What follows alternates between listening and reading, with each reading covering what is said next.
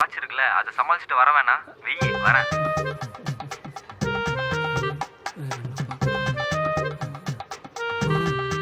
Hi Ajay. இப்ப மாட்டுவாடா மவனு. எப்படி இருக்க? நான் இதை எதிர்பார்க்கவே இல்லை. நீ என்னை மன்னிச்சு கல்யாணத்துக்கு வருவேன்னு. நம்ம பிரேக்கப்க்கு அப்புறம் நீ இன்னும் கோமா தான் இருப்பேன்னு நினச்சேன். நீ எங்கே கல்யாணத்தை நிப்பாட்ட தான் வந்துட்டியோன்னு நான் பயந்துட்டேன். ஆனால் அப்புறம் தான் புரியுது நீ எவ்வளோ நல்லவன்னு. இப்போ தான் உன் கிஃப்ட்டை பிரித்து பார்த்தேன். So sweet. கிஃப்ட்? நீ ஒரு ஜென்டில்மேன் தான். ரொம்ப தேங்க்ஸ் அஜய். லைஃப்பில் நான் மறக்கவே மாட்டேன். ஏமா ஏமா கத்தி. நீ இவ்ளோ நல்லவனாடா. நான் தான் உன்னை புரிஞ்சுக்கலையா? நான் ஒரு பைத்தியம். புரிஞ்சா சரி.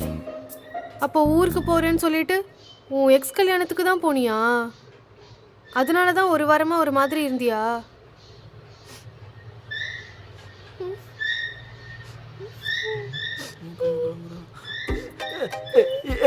ஏண்டி பழுவுற? நான் தான் ஒரு பைத்தியம். நான் ஒரு மெண்டல்.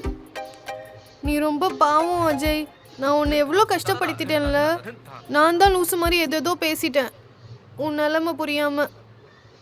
நீ டிப்ரெஷனில் இருக்கும்போது உன்னை எப்படியாவது ஆறுதல் படுத்தணும்னு இருக்கும்.